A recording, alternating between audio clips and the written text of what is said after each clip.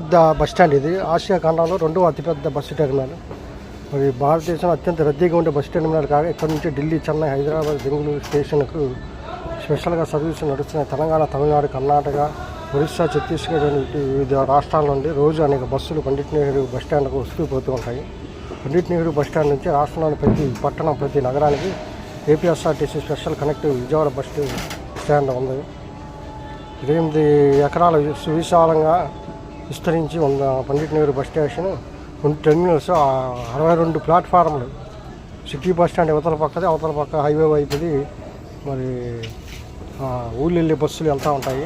Vijayawada bus స్టేషన్లో 48 ప్లాట్ఫామ్లో departure terminal ఉంది. 14 ప్లాట్ఫామ్తో అరైవల్ టెర్మినల్తో సేవలు అందిస్తుంది.